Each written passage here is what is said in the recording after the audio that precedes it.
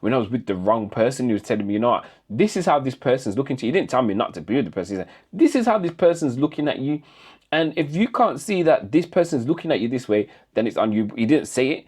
He was just saying, this is how this person's looking at you, and suss out the rest. In other words, you're better than this situation, or this person's not treating you with the respect you need, or there's a whole bunch of things. And when I made mistakes, he still was there. So I could never not call this person a mentor in my life. This person is that important in my life. He shaped me into the person I am today.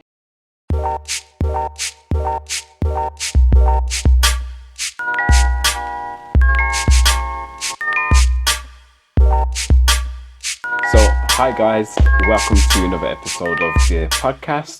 I'm Craig, I'm the host, and I just want to make sure that you all are in gear with what's going on with me, and there's going to be some updates I'm going to give you in the future, but hopefully I just wanted to give you a little rundown of some things I've been thinking about. So lately I've been putting together some stuff, I would say something for a book.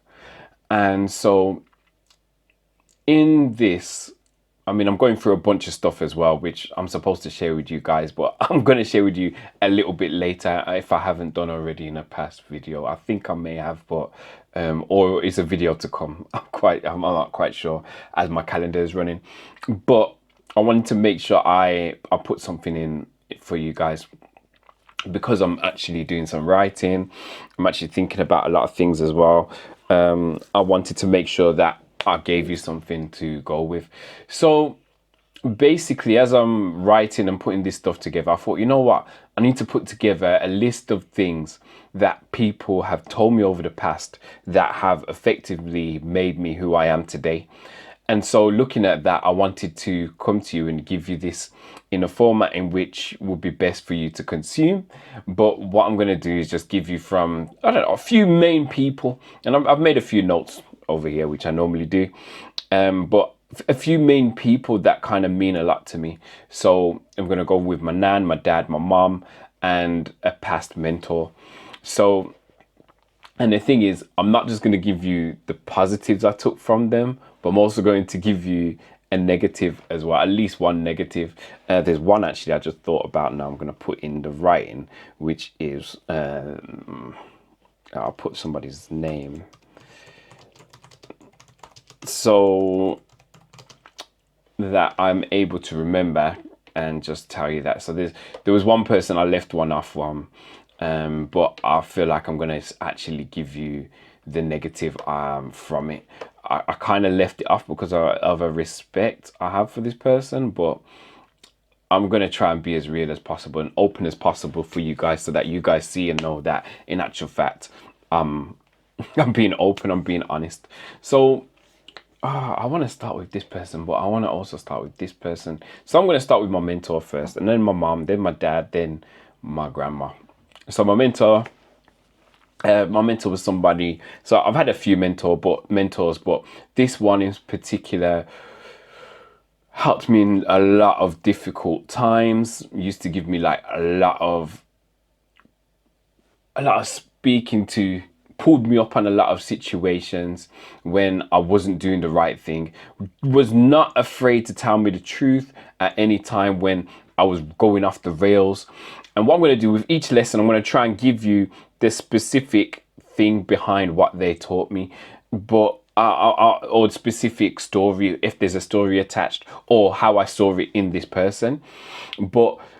And especially when it comes to my nan, who's going to be the last one, I think a lot of it is going to be in association, because when she died, I was quite young, but we'll get to that one when we get to it. But I want to start with my mentor. So my mentor, who I'm going to pick, is John Gray. Now, for some of you who know me, who may see this, you're going to know who this person was. If you don't, then I'm going to try and give you a bit of a brief explanation. So he was somebody I grew up with. He was like the best friend, if not the best friend to my dad. And they were in ministry together. So my dad is from the church life, and he was a minister, or my dad, well, he's retired now, but he was a minister. He was a bishop, my dad, but he also had a lot of minister and bishop friends. And so what you'd find is a lot of them would hang out, and specifically there's certain people that would come around us, and so they had a brothership, they have a kinship, they were like brothers. And so looking at that, we know that when you have that kind of special person in your life, you know that your family is going to be close to them. So I was close to John, I was close to Joanna and her family, who was his wife. And you know, we all grew up together, Joanne's family and and myself and our family, so the Clark and the Rodneys. But so John was her husband, and so John was always in our house from when we were young. He used to take us to swimming, he used to take us to theme parks, he used to just spend time with us. He used to sit in the house, we used to jump on him, roll around, used to pull him by his feet in the swimming pool. There was a whole bunch of things. But as we got older, the relationship changed, because I probably went off and did my own thing. I think we moved, but they came and saw us. We were always up there and seeing them.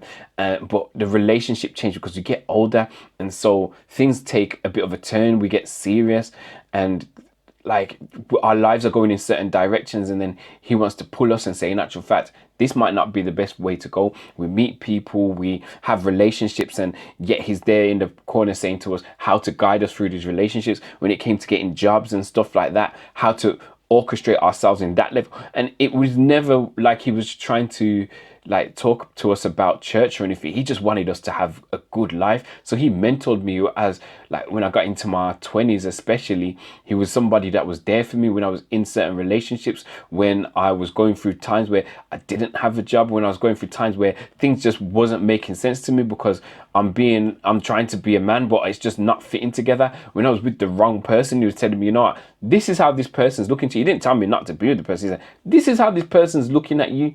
And if you can't see that this person's looking at you this way, then it's on you. He didn't say it. He was just saying, this is how this person's looking at you, and suss out the rest. You know, in other words, you're better than this situation, or this person's not treating you with the respect you need, or there's a whole bunch of things.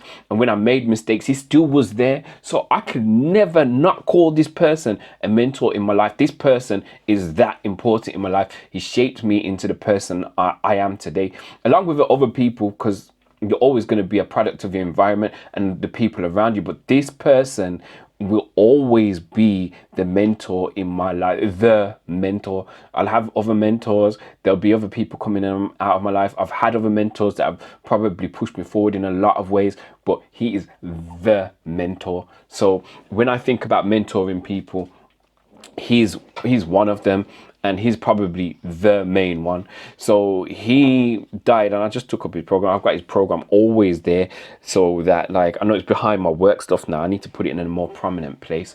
But he died in May of 2012. And so the funeral, in that time, I was a different person than I am now, and in that time it was quite hard to deal with. And even now I still think about it, and there's times I watch some of his videos on YouTube of him preaching or singing, and certain things he'll say and do, and it brings a tear to my eye because of the person he was, and still his influence in my life. But he was in my life. So that being said, the lessons I take from him are quite major. Now, he was a person, he was always on business. He was about his spirituality. He was about influencing people from the stage of being from young men upwards. So he was always trying to guide men in the right way to go. And so from that stance, he was able to really, really, really, really affect a lot of people, not just myself. And there was a lot of people that loved that man. But he was also mistreated by the people he was with. So there's going to be a lesson I'm going to throw at you from that point of view. And so from that, I'm going to say the first lesson I'm going to give you from John: there's always a way. You just need to stop and think. So when I think about that lesson, I was jobless at one point, and this is going back way years. Obviously, he died in 2012, and we're in 2024 now. So you're looking at 12 years. And there was a time where I had no job. I didn't have anything for me, and I was trying to think of a way to try and make money. I was doing all these odd jobs for odd people to make money, but it wasn't enough. Certain people taking advantage of me. I was trying to support a household. I was trying to do a whole bunch of stuff. I was buying and selling stuff, but that wasn't making a lot of money as well. The whole bunch of things. So he said, you know what, you need some stable income to support what your income is at the moment. And what you need to do is find a gap in the market where you fit in as a man that there's not many people doing, and you can actually fill the gap. And so that kind of like, if I'm going to take away a secondary lesson from that way, is that, okay, there's always a way. You just need to stop and think, is there's always a gap for you to fill. And no matter what you do, you're going to find that gap. And so in that, he said, why don't you try this? Because not many men do this. You'd be appreciated. There's always a job in this market, and so on. And I'll tell you what, that job lasted me for a while. Um, yeah, I was in that job for a while, for about 10 years. And and even to the point where when I was doing the job, it led me to other jobs. So I was in that certain industry for a while, and I was worked in the hospital, just to make it more clear. So I worked in the hospital. So at one point I became like a therapy assistant, and I was doing I was starting to learn and starting to do my grading for that. And I was starting to study and go up in that. And he became sick before his death, and I was able to help him. I would turn to him, gave him a bit of therapy. Uh, when I was working and I knew he was in the hospital, I'd go down there, work on him, work with him with some of his therapy, help him when he couldn't get up. I would, I'll just be with him and sit down and talk with him a little bit and see if he needed anything. And that job, I was able to see him in times when he wasn't too well. So I'd go to where he was, and I wouldn't be working. It'd be my break time, or just before I left to go from work to home, I'd go and check him out and make sure he was all right and deal with him with certain things. And that's the knock-on effect, that actually he told me to get the job, and the job actually helped him out in certain ways. And so I was able to tell people that were OTs, occupational therapists, to go and see him and say, look, this is somebody that's close to me, give him what he needs. And they always do anyway. They're not going to, but I try and get a rush on it if I can, and like, it was somebody that was close to me. So I was always going to look out for him in that way. But yeah, there's always a way. You just need to stop and think. Secondary to that would be, there's a gap that you need to fill. Find that gap where you fit. So it's not just finding the gap where that's a hole and you just try and fit it. If you don't fit that gap, it's not your hole. It's not that gap that you need to fit. So therefore, there's something else out there for you. So another thing he taught me, I remember I wasn't as educated as I thought I needed to be. I thought like I need to go back to uni and college, and the time period in which I should have gone and did that went. And he goes, look, you don't necessarily, he goes, yeah, you should go and get yourself educated if you can, but if you can't and you feel like you don't have the means or anything like that, if you're interested in a certain subject, go and learn it anyway. How many people are out there that they don't have a degree in a certain thing, but they are specifically the expert in that thing? You can do the same thing. So he gave me that and said, look, just go out there. If you're having fun learning, you're going to learn more. You're going to take it more serious. And so that was the thing that he gave me, that John gave me, is that, look, just go out there and learn. If you need to learn. There's nothing wrong with going and doing that, because at the end of the day, if you're enjoying the subject that you're learning about, you're going to go in all the different ways that other people are not even thinking. And so there was a book, I think I've got it in my thing, Think Like a Genius. He didn't give me that book, my mom did, but he kind of like shared a lot of the principles that are in that book he shared a lot of that as well. He was able to give me a lot of the principles that are already in that book by connecting certain dots in certain things, and they may seem like separate things, but when you start thinking in a certain way, you connect the dots between the two things and make them one. And so that makes you, it's not so much that you're going to be a genius. You'll see things in a way that other people aren't seeing because of your aspect. The way you're looking at things is different than the way everybody else is seeing it. Not everybody's going to get it. And so there's people out there right now that seem like they're mad, but they're not mad. It's just that they're able to see things in a way that you're not able to see it. So, which leads on to another thing, is that you can do whatever you put your mind to. And I think this is off the same thing with that. It's just the fact that you used to tell me, look, you can do, and coupled with that would be Joanne, his wife, told me the same thing and said that you can do whatever you put your mind to. You're one of these people, Craig, that when you're doing certain things, when there's a certain element to you that you put certain amount of energy into certain things, and then you actually people gravitate towards you because you're doing a certain thing in a certain way, and the joy that you show in that thing, it draws people to you. So that's where she gave me that, and he gave me that at the same time, because like I've just explained to you, like whatever you put your mind to, you can do it, because you've got to think a certain way, you've got to be a certain way, you've got to have that charisma, you've got to, so it's all that. And the last thing is trusting God, and he will lead you in all your ways. And I take that from him because he would always like put his trust in God. So not to talk in certain ways, because there's subcategories to this in which I would love to speak to you about, but I'm not going to, not right now, because I'm trying to give you the lesson rather than give you something else about theology and the rest of it.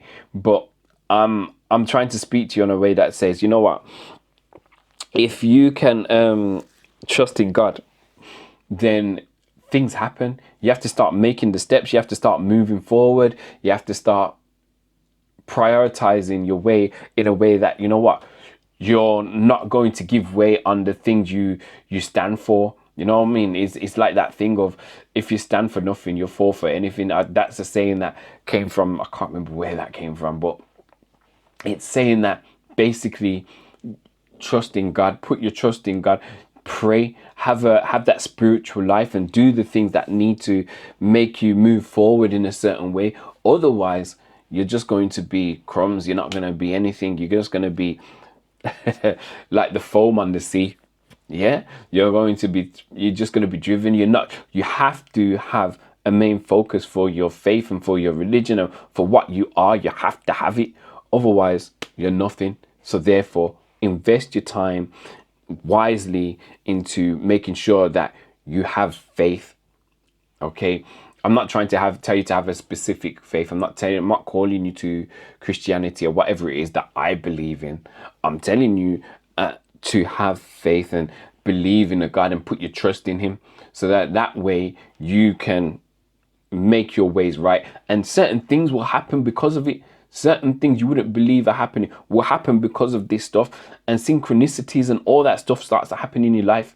So these are the things that John taught me. So that's on John. Now, my mom, I'm going to move on to, no, wait, rewind back to John. So there was a negative that came up. I'm not going to jump over it. There's a certain organization that he worked for, and he was very loyal to the organization. Now, people may come against me for this, but I really don't care, because some of you know and some of you don't, and some of you are going to say, don't talk this way about certain things. I'm not going to name the organization, but it's just, they didn't treat him right, and whoever was in charge of it, I don't know. And whoever was, it's not just the fact that it happened to John, it also happened to somebody else. I love that, that, and that person, if I go into it, yes, it happened to my dad as well, but they didn't treat him right. They didn't, number one, they didn't give him what he really deserved for the things he was doing for the organization. Whether that's an oversight, whether that's something else that was going on, it doesn't matter. It's just the fact that he never got treated right. He never got everything that he was really, really, really entitled to, being being the person he was. And when he stood for certain things, and I guess it's kind of like the way you'd look at all prophets and stuff that came. They were never respected by their town. They were never respected by their people. But because he was a forerunner and he used to do certain things and he was a certain way and people didn't agree with it, then it kind of put him out in a certain way to think, you know what? They didn't like him. They didn't like the way he was talking. They didn't like, it didn't fit into their narrative. You know, it's political. So in that organization, there shouldn't really be any politics because the way that organization is. And so he didn't get the respect he really deserved. He didn't get anything that they really should have given him. And the same thing happened to my dad as well. In that situation, he didn't get what he would deserved. And you know what? They treated him a certain way. And so, but I won't go into that because otherwise I start to get into a rant, and I'm not going to go into a rant down that hole. But at the end of the day, find where your loyalties lie. Because if you're loyal to the wrong people, the wrong person, then what's going to happen is in the end, you're going to find out who they are, and whether they treat you right or wrong or whatever it is, or even the other lesson from that, whether I'm taking it as a negative, but I can say it as a positive in another way, is to say that when you're speaking the truth and when you're moving in a certain way, then what happens is the people around you will turn against you because like you're going to ruffle the feathers of people who are around you, and so they're not going to treat you with the respect. They're not going to treat you with the things that you need to be treated with. You're going to be treated with some kind of way, you know. So that's one from John. And so like that reminds me of the story of the prophet who was told, listen, he was told by God not to drink this water, and he said, warn the people, don't to drink this water because this water is turning people crazy.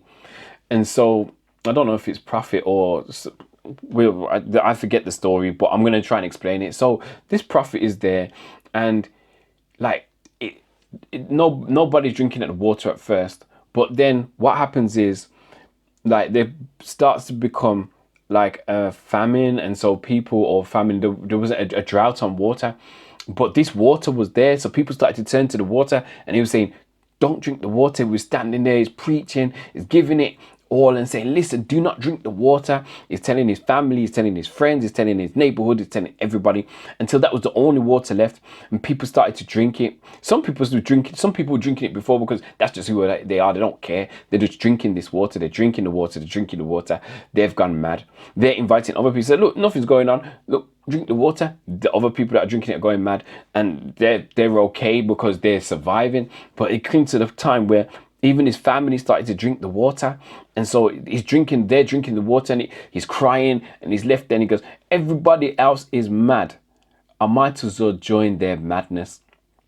So he drank the water, you know, and then obviously he's in a state of madness. But it's just to show you that you can tell everybody what's what, and you shouldn't really drink the water. If you don't drink the water, everybody's going to turn against you and say, you're doing the wrong thing. You're telling us the wrong thing to do.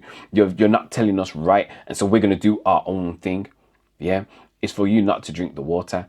And I can say that I don't think John drank the water. So that's for that. My mom, I'll move on to her. And the lesson I learned from her, obviously she's been my mom. And so my mom, very wise person, because for a few things. So this goes into what I'm saying. So take advice of the older people. So my mom grew up with the older people, with her grandmother and their lot, and so my mom has a lot of wisdom. And so a part of that is, okay, if you're taking advice from older people, you're going to be wise in a certain way, and you're going to be very cautious about certain things you go into and certain things you do. And so my mom is wise in that aspect. She's able to give me a different aspect than everybody. She's very truthful, and if I want the truth, most times I'll go to my mom and say, listen, because she doesn't sugarcoat things from me. Sometimes I feel like she would, but she doesn't sugarcoat things from me. She might do somebody else or other people, but for me, she'll tell me, yo, Craig, this is wrong, or this is how you should move, or this is what you shouldn't do, or, you know, this is what I know my mom for. So there's that. So in that, my mom always used to encourage us to take wisdom where it is. So it's not just to go out. So me, I'm a person, I'll go out and I'd experience things to get wisdom. Whereas my mom, she would say, look, somebody's giving you advice. You should take the advice because they've already gone through certain things. And sometimes I just want to go out and find out for myself. It's not always the best thing, but it's not always the best thing because sometimes you have to get hurt, you have to get bruised, you have to get, I don't know, all these other things to learn the lesson when you could have easily just listened to somebody tells you, don't do it. So yeah, so taking the advice of all these others, and finding wisdom where it is, and then finding knowledge. Used to tell me to go out there and learn, try and go to uni, try to go, all these things. And so that was one of the lessons I took from my mom, is that.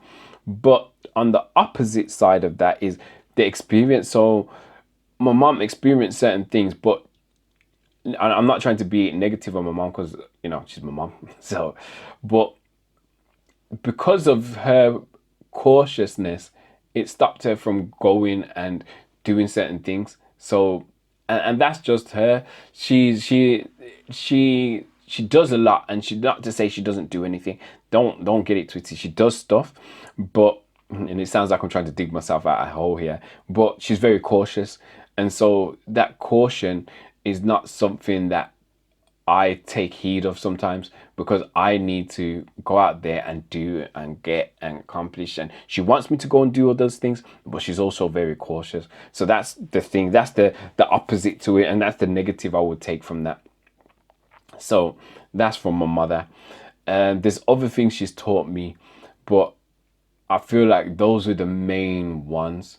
If I was to think of another one, it's probably always protect your family, especially recently, she's been trying to push that message on me a lot more. Just always protect your family. But I can think of that as a situation.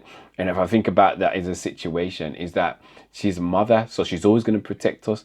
But there was a time where I was involved in a fight and the person lost the fight. They got beat up. I beat them up. And so I was sat there. I'm going to tell you this now. It was outside a church. So I was in church and the guy was saying something about my trousers or something stupid like that. And I was, what are you being disrespectful for? Argument catch up. We went outside. I goes, let's go outside. Come on. Went outside, beat him up. Went back inside, sat down in church next to my mum. I told my mum what happened. I said, yo, mum, I went outside, I had a fight. I was like, sit here. So later on, like, I don't know, half hour later, this boy comes back in with a rock, with his mum, and with a rock in his hand, and like he was running for me, but everybody in the church was stopping him, and like my mum stood up in front of the mum, because apparently the mum must have tried to come and get me, must have got bruised on his face and all that stuff, whatever he was doing, probably went home and cried. But my mum stood there in front of the woman, and the boy threw a rock, and my mum like stood there and looked at the boy like, yo, you're not getting past me to get to my son. Like, your boy did wrong. Two kids fight. That's just what happens. And so it's that side of her. So my mum would, obviously at that point, she would have taken a bullet for me because I was young. How old was I? 13, 14, whatever it was. Probably younger, if I'm not mistaken. But just doing that, obviously that's one of the stories I could take away. So look, you protect your family at all costs. So that's one of them as well. So that's another story, but moving on. My dad, I told you, bishop in church. He's a prayer warrior. He likes to pray. He's always praying. People know him for praying and all that. He was an evangelist. He's been a pastor, he's been a preacher, so he's preached on the streets, preached in tent meetings, he's preached in different parts of the world. He's done that. Right, so from my dad specifically, I'll take probably a few lessons. Obviously there's more I could tell you, but I'm trying to give you all the lessons that I've wanted to give you in this short time. But in actual fact, it's not been a short time. We're now on 30 minutes. I didn't feel like it was going to be that long. I thought I would have gone through all this quickly. But Anyways, I thought it was going to be about 20 minutes this, but it's moving on. But anyway, I'm going to give you what I said I was going to give you. So my dad, like I said, and his saying is prayer changes things. And so there's been so many different instances where I can give you that my dad has prayed and things have happened.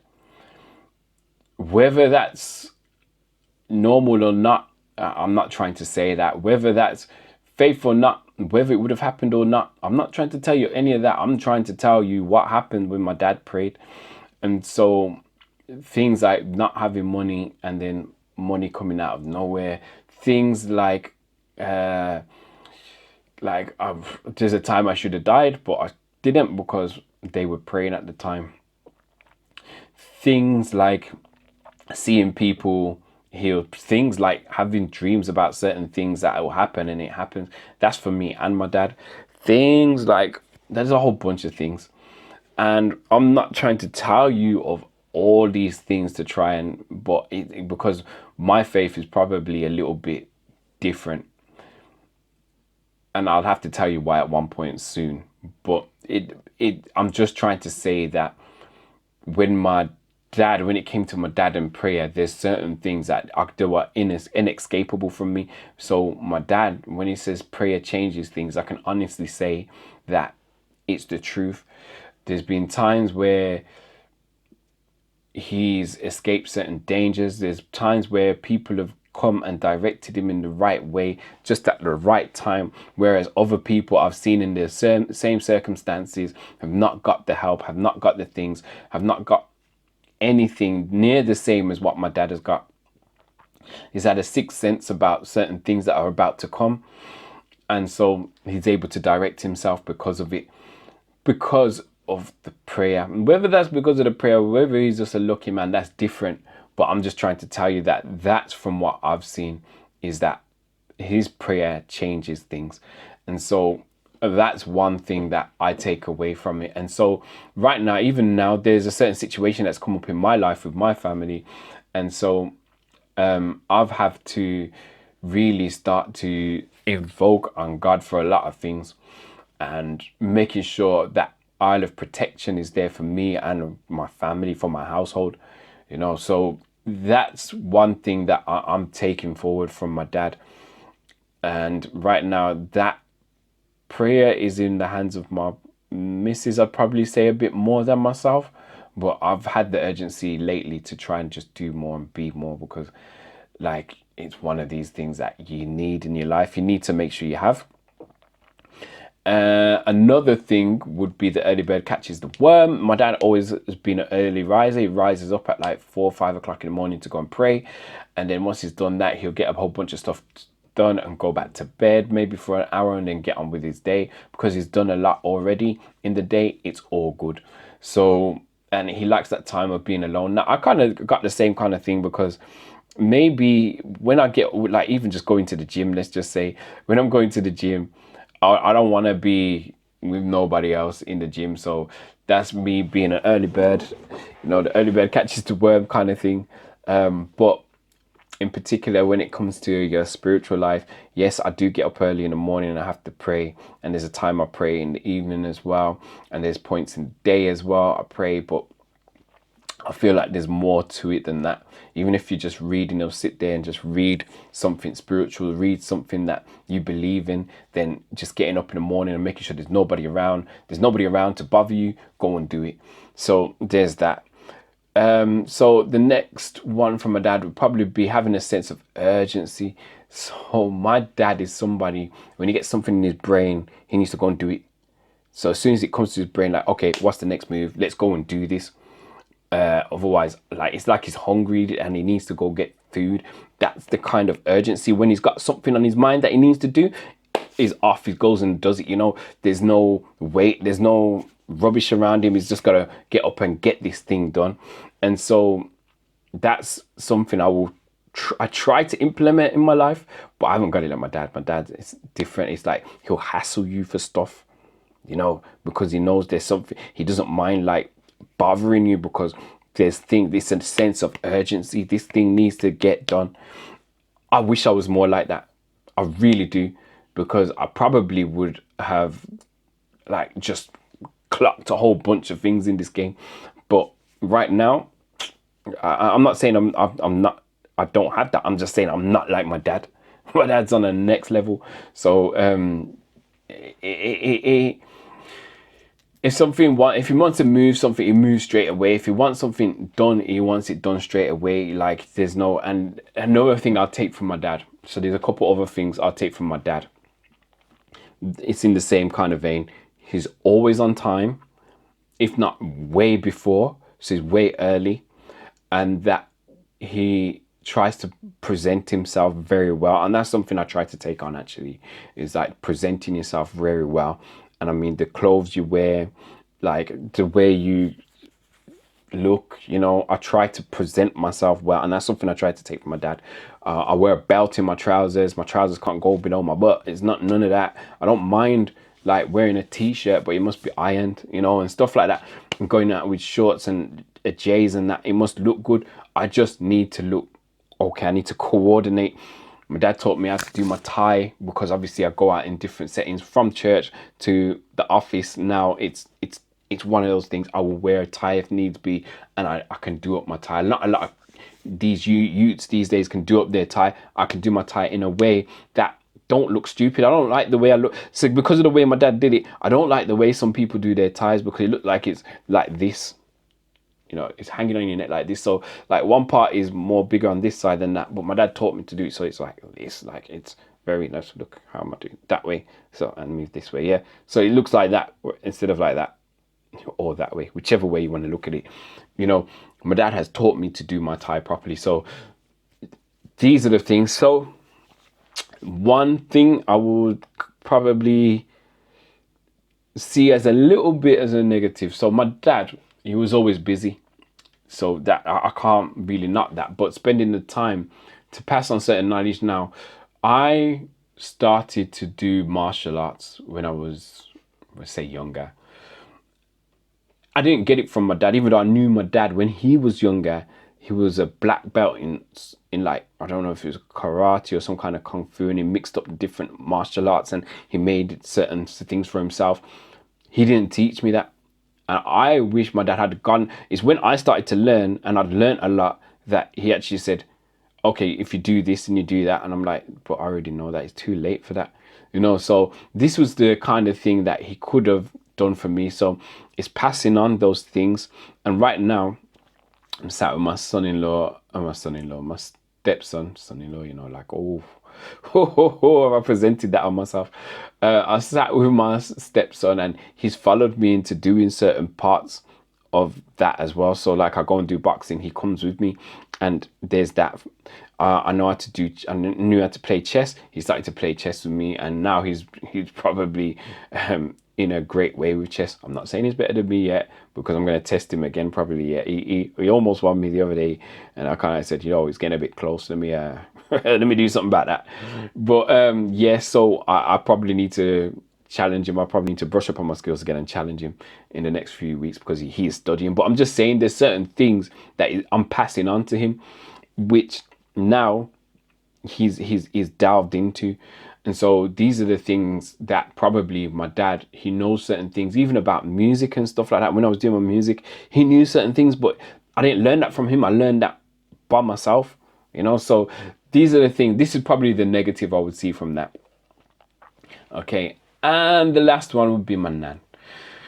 So when I was younger, I didn't really grow up with my nan as much in my later years, for a couple of reasons. So my grandmother from my dad's side, she moved to Jamaica when I was quite young.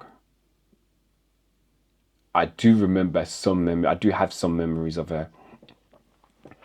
And so when she died, she died of cancer. She came back over from Jamaica. She moved to Jamaica with my granddad, and then when she got sick, she came back to the UK, got hospital treatment. She had cancer. It was way too late, and so she passed. And so from that, two lessons kind of come from that. I'll tell you the first one first. The first one is, it's going to be a fight. in life, it's going to be a fight. You never know. It's like talking about Murphy's Law. You never know when certain things are going to pop up in your life. And so my grandmother has had not just the cancer, her fighting cancer, that she carried on through pain to do what she had to do. And that's kind of leading on to another lesson, which is no matter how you feel, do what you've got to do anyways. So if you want something in your life, go and do it. It doesn't matter how you feel about the act, or the you're feeling bored, you feel like it's hard work, or you're feeling tired today, whatever it is, go and do it anyway. I get that from my dad. My dad was the one that told me that his mom told him that. My grandmother told him that. And so when she had cancer, this is the same thing. She would work, she would cook for my granddad, she would clean the house, she'd go shop if she needed to, she'd do all these things. And these are the reports I heard about my grandmother. So this is something I cherish. And I've got my wife now, she's of the same kind of caliber. She, like, certain times she suffers with certain illnesses. I think I've mentioned it before, if you've seen in past podcasts, that she's had certain things to deal with, that in actual fact she gets up and does it anyway. And I'm of the same ilk. When certain things happen, I'll get up and I'll do things anyway, which leads to a dream I had where I saw my grandmother. She didn't look well, and she just said, you know what, she started to get better and better and better, and she goes, at some point, Craig, you just have to push past the pain. And so this is something that I've taken on board. It's just to push past pain, you know, and that's why I got it for myself. That's something that I will try and preach. And there's a certain thing I'm going to talk to you about at a certain point about that, about pushing past pain. And so that's something I take on in my life, because obviously she suffered. And so I take that and say, you know what, you have to push past pain.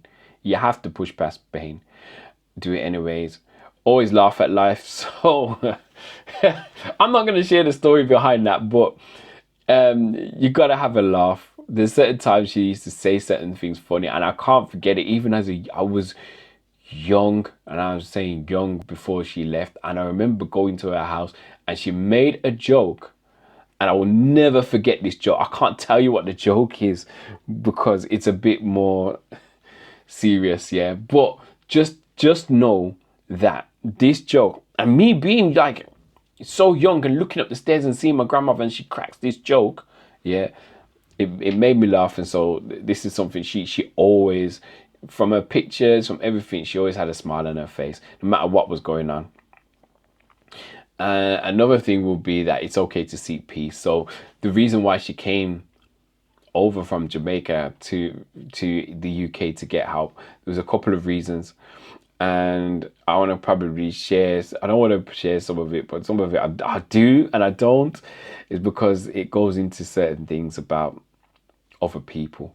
But just know she was trying to seek peace, which means I can't really tell you the negative, because the negative of that, I want to, but it's not my life. If it was my life and it was something sensitive and I had to give this sensitive thing, I want to see if I can give it. So let me see if I can give you in a good way and still make it applicable so it makes sense. So my grandmother had a harsh life. She was always, say harsh life, she had a good life with my granddad. Came over to the UK. They lived, my granddad worked hard. My nan worked hard around the house and doing all these different things. Then they saved up enough money. They went back to Jamaica. My granddad built a house in Jamaica, went to Jamaica, live. Yeah, they're living life nice. But all wasn't all good out there. There were certain things that were happening for her, to her, or through somebody else to her. And so when it came to time, she needed to seek peace. She needed to come away from certain situations to make sure she was okay over here, to get the treatment for the last of her life, to see her spend the last of her life with the children that she loved. And so she came over here and she lived her life, well, the last parts of her life with the children that I loved, receiving the care she needed. for the ailments, because Jamaica back in them days, if you ever saw Jamaica ER, you know what I'm talking about. Jamaica ER, oof. Yeah, please watch the episode. Go look. I think I saw something on YouTube the other day with Jamaica ER. Yo, that is rough. So her coming over here to get her hospital treatment. Yes, she came here to get her hospital treatment. But what I'm trying to say is, she had to escape these situations, and she had to come out of there. She had to get away from certain people. She had to make sure her life was okay, and have peace, you know? So it's okay to go and seek peace. Yeah. And I think that's all I'm going to say about that. It's okay to seek peace, you know, and you have enough of something, when you feel like things are good for you, you know, in a certain other place, it's okay to go and seek peace. And that's the lesson I take away. There's been times where I've had to go and seek peace because I've been in such a situation there where, you know what, I wasn't, my mind wasn't in peace, my heart wasn't in peace. I had to escape certain situations, escape certain people, escape certain things, even certain jobs. I had to escape because I wasn't having peace, you know.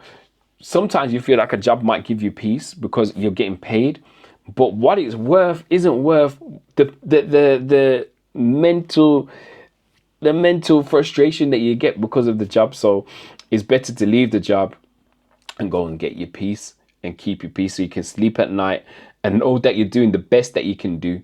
So I think those, I've given you like enough today, and like I hope these will actually help you, because these are certain things that I think about that are helping me, especially the first. Not all of them. I can't even say like there's one that's more than others. Yeah. So no, these are things I think about, and like I said, I'm writing up pieces of a book here, and I want it to be a certain way, and so these are the things that I've had to think about putting into the book. So hopefully in the next however long it takes to get this book together, then I will be able to share it with you guys. But I hope you guys enjoyed this. Please, guys, write something in the comment. Tell me about somebody who's influenced your life in a certain way. That's what I want to hear from you. So you can write it in the comments. You can write it in wherever you can reach me. Just write me and just let me know. And that's it right now. Wishing you all good. Peace.